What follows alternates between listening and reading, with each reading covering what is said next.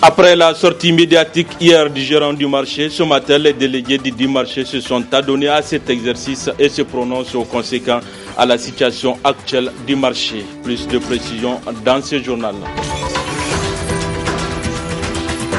En 5 ans d'existence dans la commune rurale de Walalewa, la société de raffinage du pétrole n'a quasiment réalisé aucune infrastructure dans le cadre des investissements sociaux. Détail également dans ce journal. Monsieur, dames, bonsoir et bienvenue à ces 19h45 de la télévision Labari. Le mouvement scolaire nigérien s'apprête activement à célébrer le 9 février une date à jamais gravée dans la mémoire des Nigériens. Il s'agit des tragiques événements ayant coûté à la vie à des étudiants commémorés chaque année. Un retour sur cet événement dans ce reportage de Adam Soumane et Sadou Doumi. Il y a des événements qui marquent la vie de toute une génération, voire tout un peuple. Parmi ces événements au Niger, l'on dénombre le mouvement scolaire mené par les étudiants de l'université Abdou Moumouni de Niamey il y a plus d'un quart de siècle. Ce qui s'est passé, c'est que les étudiants nigériens de l'université de Niamey, et les scolaires de manière générale, lycéens compris, ont décidé d'élaborer une plateforme revendicative pour tenir compte de leurs problèmes et essayer de les défendre.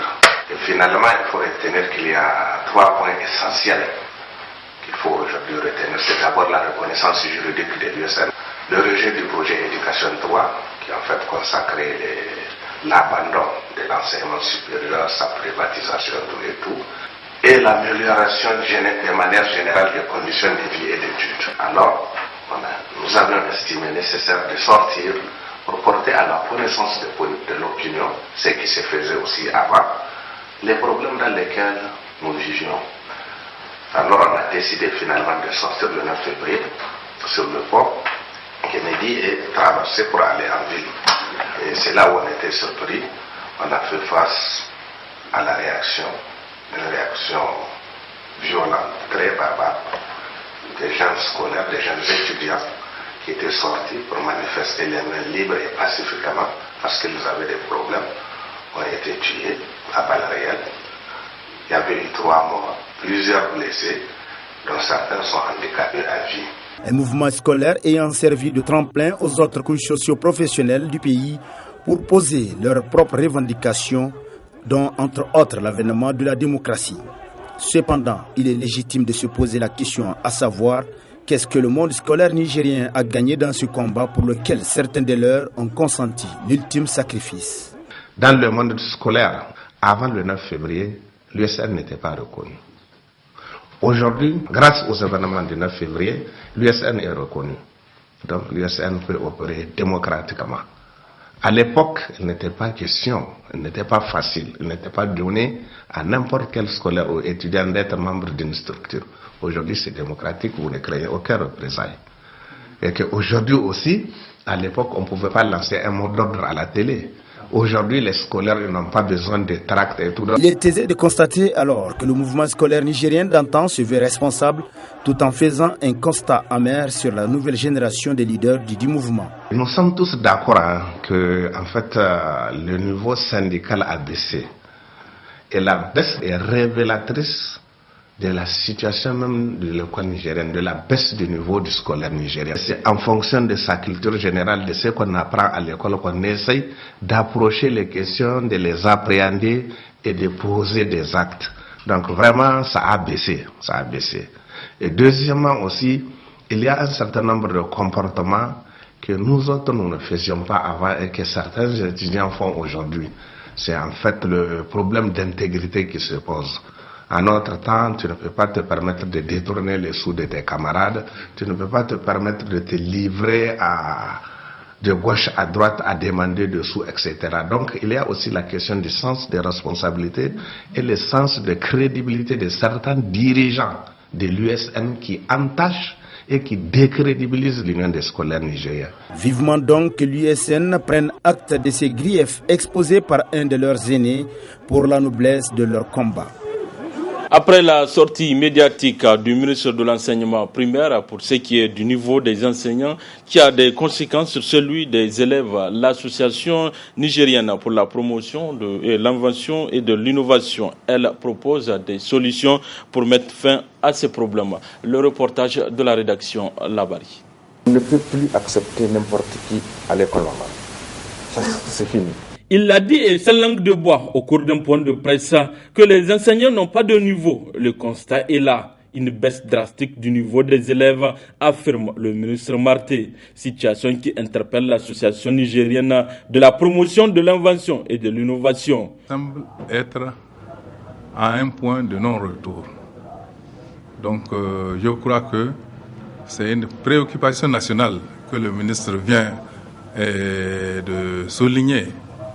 Et que c'est ensemble que nous devrons chercher les solutions à ce problème crucial.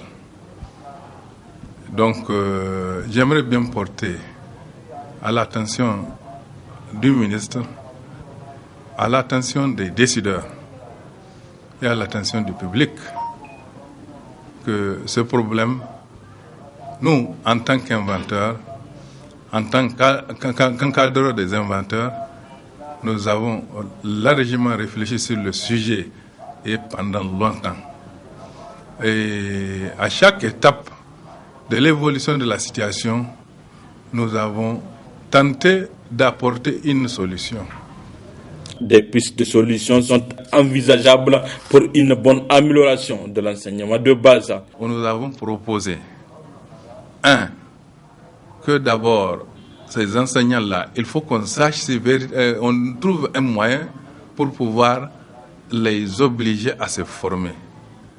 Pour pouvoir les obliger à se former, c'était de faire en sorte que dans une région donnée, il y ait une compétition entre les enseignants. Les élèves d'une région, et dans les examens d'évaluation, doivent compétir tous sur le même sujet. Et à la fin de la compétition, au niveau de l'évaluation, on évalue à la fois les élèves, voir s'ils ont maîtrisé donc, les modules enseignés, mais aussi on évalue également les enseignants. C'est-à-dire on fait un classement des enseignants en fonction du résultat de leurs élèves. Donc, et l'originalité de notre système consiste à faire en sorte que les élèves qui ont les meilleurs élèves, les élèves méritants, soient récompensés. Devant ces problèmes cruciaux, une solution est nécessaire pour éviter l'implosion de la société qui s'y pose. Une jeunesse mal formée et des enseignants misérables et sans espoir pour l'avenir. Je le disais en titre, après la sortie médiatique de celui qui prétend jusque-là être le gérant légitime du marché Bonkané, les délégués du marché se sont adonnés à leur tour à cet exercice. Il s'est agi pour ces délégués de se prononcer sur la situation actuelle du marché Bonkané et de prendre à leur niveau les mesures qui s'imposent. Le résumé avec Adam Soumana Issa Doudoumi. La présente sortie médiatique des délégués du marché Bonkané, au nombre de 12, vise à éclairer l'opinion publique sur la crise de leadership que traverse le marché du 3e arrondissement de la capitale. Un problème né du retrait de la gérance du marché à celui qui l'a détenu depuis près de 6 ans, dont les délégués disent ne pas être satisfaits de son agissement. La réception des délégations provenant de la mairie centrale, les 5-04-2017, composante du directeur général du marchand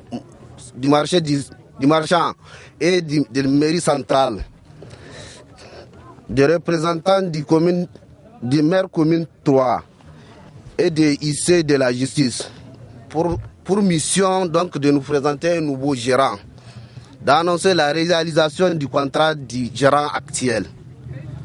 Donc, à la grande surprise, nous avons constaté que le gérant actuel a payé une presse, soi-disant, lui, il demeure digne le gérant. Donc, à ce qui concerne ce truc-là, nous avons vu que c'est mal contraction entre le nouveau gérant et l'autre ancien gérant.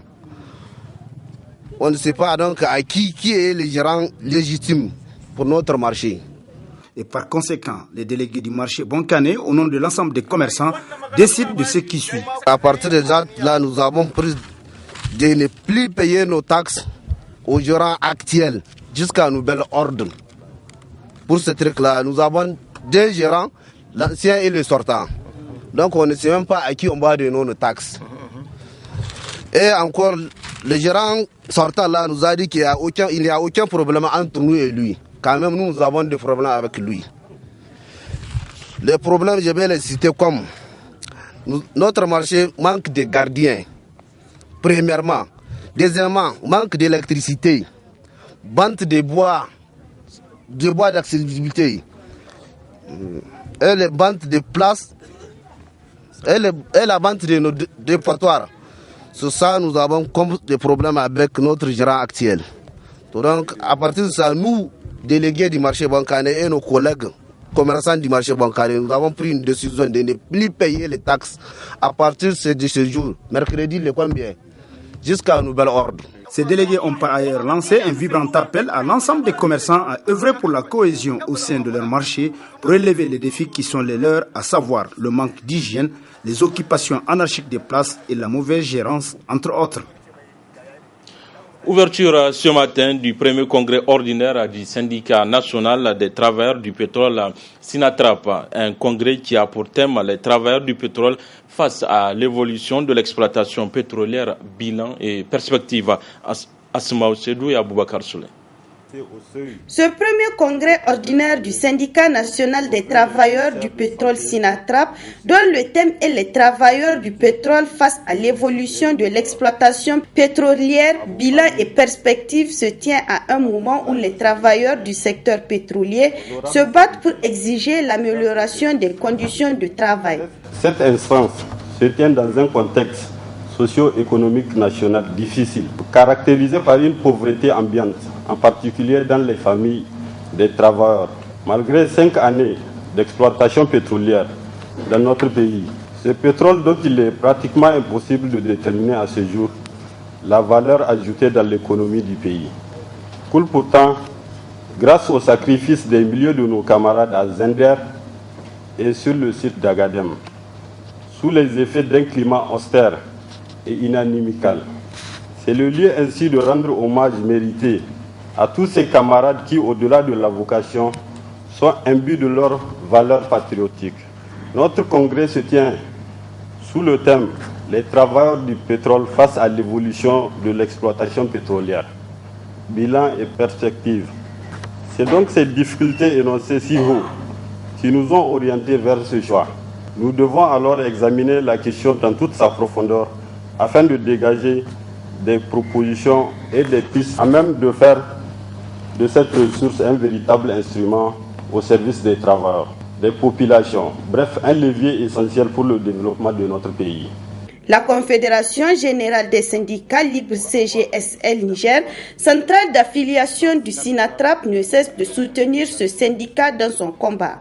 En effet, la tenue d'un congrès, notamment à l'échéance, marque la vivacité d'un syndicat qui s'offre l'impérieuse opportunité de rendre compte à ses mandants des actions menées à travers un bilan critique permettant de déboucher à des perspectives de lutte conséquentes. C'est également un cadre convivial de confrontation d'idées à travers des débats démocratiques certainement fructueux, au cours desquels les textes régissant votre organisation seront revisités pour être adaptés au contexte actuel. La trame de ces débats sera en outre constituée par le thème de votre congrès qui est d'une pertinence incontestable. En effet, l'évolution de l'exploitation pétrolière au Niger a été par nature caractérisée par une certaine instabilité engendrée par des aléas tant sur le plan national qu'international. Présent à la cérémonie d'ouverture, le directeur de cabinet du ministre du Pétrole a réaffirmé l'entière disponibilité à soutenir le Sinatrap, mieux à développer le secteur des hydrocarbures et à améliorer le bien-être des travailleurs. Le Conseil supérieur de la communication CSC a sorti un communiqué de presse dans lequel il a donné une mise en demeure aux médias publics, à savoir Télé Sahel, la Voix du Sahel et l'ONEP. De quoi il s'agit? Élément de réponse dans ce reportage signé Nafis Zakou et Ibrahim Abdou. Les médias publics, à savoir Télé Sahel, Voix du Sahel et ONEP, face à la colère du Conseil supérieur de la communication CSC qui a adressé une mise en demeure à ces organes publics. Le CSC demande aux médias publics de se conformer aux dispositions des articles 12 et 19 déterminant les modalités d'accès des citoyens, associations et partis politiques aux médias publics. Une décision saluée à sa juste valeur par les acteurs de la société civile. Oui, c'est un constat réel que les citoyens ont fait bien avant que le CSC le fasse. Et ce n'est que justice rendue du point de vue de l'égalité qui doit exister entre les médias. Si le CSC peut faire des mises en demeure pour les médias privés, si les médias publics le font aussi, ils doivent être mis en demeure comme ça s'est passé actuellement. Si les gens ne se mettent que dans un seul angle pour applaudir ou pour mettre ce qu'on veut entendre, non seulement ces médias s'autodétruisent eux-mêmes sans se rendre compte, mais aussi de l'autre côté, ils ne produisent pas de l'information censée développer le pays. Donc je pense que c'est une chose que les gens doivent en prendre compte, corriger pour l'avenir de manière à ce que les prises de position, la démocratie soit équilibrée de part et d'autre. Il va falloir qu'au niveau du CSC, les gens se ressaisissent pour véritablement sanctionner l'ORTN et l'ONEP, parce que trop c'est trop. Ce que ces organes-là sont en train de diffuser, je pense que ce ne sont pas des choses, ne sont pas de nature à ramener la sérénité. Vous voyez, les divisions des partis politiques, les divisions des organisations syndicales, les divisions des organisations de la société civile, partout, c'est là-bas que ça passe. Ça veut dire qu'il y a un jeu que l'ORTN est en train de faire, et nous, en tout cas, nous saluons pour le moment le travail abattu par le CSC et nous leur demandons d'aller au-delà de mise en demeure. Au total, 13 partis politiques, 31 associations et 24 syndicats ont adressé 83 demandes de couverture médiatique au CSC qui a accordé 69 gratuitement et 13 payantes. Des couvertures assurées en partie par les médias publics. Un groupe électrogène, une clôture pour le CSI de Wolelewa et l'ensemble des réalisations faites par la société de raffinage de Zander en 5 ans d'existence pour le volet investissements sociaux. Une situation que déplore la population riveraine. Le reportage de nos envoyés spéciaux depuis Zander. Battu sur 600 hectares de terres cultivables dans la commune rurale de Wolelewa, la société de raffinage du pétrole de Zander, qui à l'annonce de la construction de celle-ci est considérée comme une opportunité pour la population riveraine et elle aspire illusion, aucun profit de ce qui leur revient de droit dans le volet investissement social. On a eu un groupe électrogène à partir de la Soraz, on a eu la construction d'une classe à Baboulokouni, ce qui se fait ailleurs. Et effectivement, ne se fait pas au niveau de la Soraz. Par exemple, sur le plan social, nous avons vu au niveau des Arlit, Tiro, etc., là où il y a des usines, il y a quand même au moins un hôpital où même la population est traitée. On ne sait pas au niveau de la Soraz, est-ce qu'ils ont un hôpital ou ils n'en ont pas. Ce qui est sûr, c'est que nos populations ne partent pas à la Soraz pour se faire traiter. Ça, c'est un. Deuxièmement, nous avons des centres de santé, des cadres de santé et des CSI à côté de la Soraz. Au moins, leur ravitaillement en produits de première nécessité doit être fait par la Soraz, mais ça n'a jamais été fait. Mais de temps en temps, qu'ils passent à nous. C'est tout ce qu'on veut dire. Si on leur présente des petits micro-projets, quand même, ils n'ont qu'à... Vraiment, le CSI de Olé qu'on avait demandé, le fonçage d'un puits ou une adduction en eau du site, leur dépotoir là, le village qui abrite le site, leur dépotoir, vraiment qui consomme l'eau de la mare, ce n'est pas normal. Véritable menace pour l'environnement pour une société qui produit en moyenne 1 million de mètres cubes de gaz et 500 tonnes de déchets solides par an. En termes de risques environnementaux, ils sont nombreux. On a fait allusion au site de dépôt de déchets dangereux, qui est un site où la Soraz dépose ses résidus industriels et qui se trouve dans une zone vraiment de forte concentration de la population, de forte concentration des activités économiques, notamment l'agriculture et l'élevage, et que malheureusement ce site-là, il est là exposé à ciel ouvert. Donc toutes les conditions pour qu'il ait impact sur l'environnement, qu'il s'agisse de l'eau, qu'il s'agisse du sol, qu'il s'agisse de la végétation, sont réunies. Une situation que déplorent acteurs de la société civile. Nous qui sommes dans la région de Zander, nous ne sentons la présence de la SORAS que lorsque les bus de la SORAS ramènent les agents de la SORAS ici. C'est en ce moment-là seulement qu'on se dit qu'il y a une société dite SORAS dans la région de Zander. Alors quand vous parlez de profit, cela me fait vraiment vibrer parce que techniquement ou physiquement, on ne peut pas parler de profit, n'est-ce pas, de cette société-là dans la région de Zander. Nous n'avons que des conséquences, ou nous jouissons que des conséquences, n'est-ce pas, drastiques de cette société-là dans la région de Zander. Vous partez à tout point de vue et sur tous les plans pratiquement, vous trouvez que les choses sont mal faites, vous trouvez que des promesses ne sont pas tenues, vous trouvez que des réalisations qui ont été promises ne sont pas faites.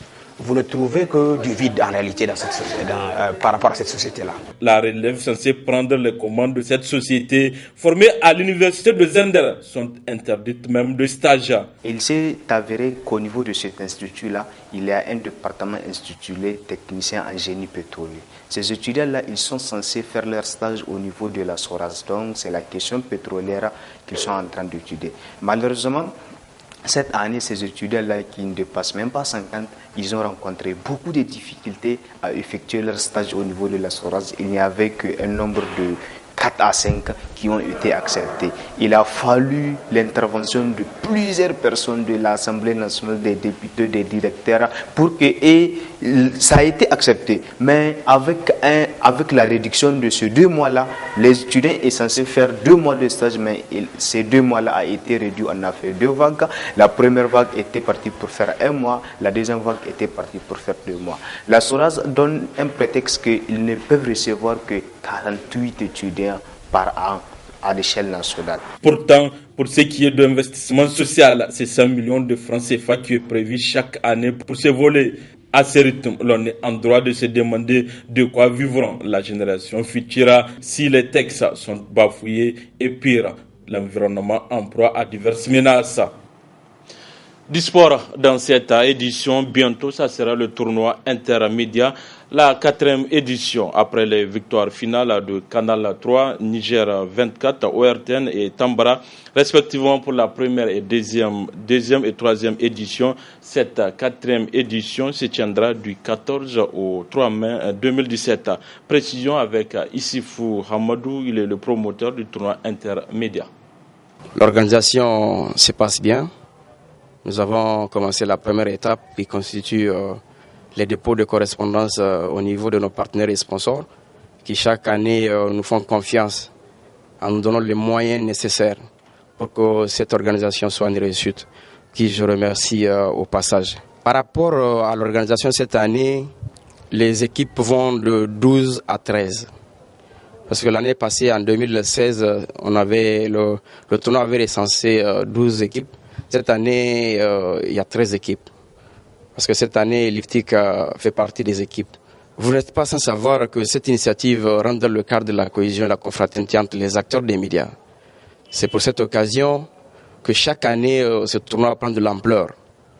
Il est apprécié par les acteurs même concernés.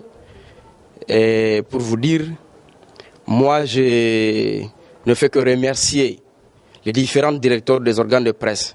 Parce que sans leur accord, leurs organes respectifs ne prennent pas part à ce tournoi. Et si les organes ne participent pas à ce tournoi, je ne vois pas comment ça peut être une réussite. Donc vraiment, je les remercie infiniment. Le tournoi intermédiaire, c'est une initiative qui date de 2014, qui a un seul objectif, renforcer la cohésion et la confraternité qui existe déjà entre les hommes des médias. Ça ne fait que confirmer cette cohésion qui existait déjà. En même temps, c'est une occasion pour certains hommes des médias, caméramans, journalistes, monteurs et différentes couches des médias, de profiter pour exercer le sport. Parce qu'il y a des gens, c'est seulement à travers ce tournoi qu'il s'habille en footballeur pour se mettre sur le terrain. On a vu des journalistes comme Rufai Dandoua et Tikiré qui ne peuvent même pas prendre 10 ou 15 minutes sur le terrain. Cela veut dire que c'est des gens qui ne pratiquaient pas le sport quotidiennement. Donc ce tournoi vient renforcer la pratique du sport au sein des hommes des médias. Chacun qui sait qu'il a un appui quelque part, que ce soit physique, que ce soit moral, que ce soit financier et matériel, ça serait la bienvenue. Et donc la date qui était prévue cette année pour la 4e édition, c'est du 14 avril au 3 mai. Voilà, messieurs, dames, c'est tout pour ces 19h45 de la télévision Labari. Merci à vous de l'avoir suivi. Au revoir.